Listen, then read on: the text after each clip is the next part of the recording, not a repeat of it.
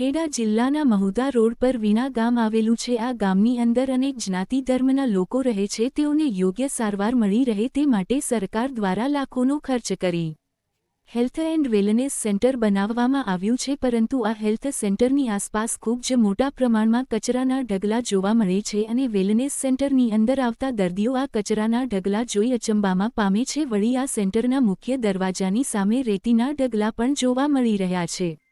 કહેવાય છે કે આ દરવાજાની સામે જ મંદિરનું બાંધકામ થઈ રહ્યું છે, તેના ઢગલા છે, પરંતુ નવાઈની વાત એ છે કે જે જગ્યાએ દર્દીઓ સાજા થાય તે જ જગ્યાની આસપાસ ગંદકીના કારણે આરોગ્ય જોખમાય તેવી પરિસ્થિતિનું નિર્માણ થયેલું છે। આ અંગે વીણા ગામના સરપંચ સાથે વાત કરતા તેઓએ જણાવ્યું કે હું વારંવાર સફાઈ કરાવું છું, છતાં અહીંના ગામ લોકો કચરો નાખી જાય છે। તો વળી વીણાના આ સેન્ટરની મુલાકાત લેતા જાણવા મળ્યું કે તારીખ 2 ડિસેમ્બરના રોજ આ સેન્ટરના તમામ કર્મચારીઓને મીટિંગના કારણે મીટિંગમાં જવું પડેલું અને જેના કારણે આ સેન્ટર પર કોઈ જવાબદાર વ્યક્તિઓ નહીં હતા। તો જિલ્લાના પ્રશાસને ધ્યાન રાખવું જોઈએ કે આવા સમયે જો કોઈ દર્દી આ સેન્ટરમાં દવા લેવા આવે તો તેનું શું? વળી જેનામાંથી ગામના આરોગ્યની જવાબદારી છે તેવા સેન્ટરની આસપાસ ગંદકી હોય તો તે અંગે જે તે જવાબદાર અધિકારીઓને નોટિસ પાઠવવાની જવાબદારી કોની તેવો સવાલ ગામ લોકો ઉઠાવી રહ્યા છે।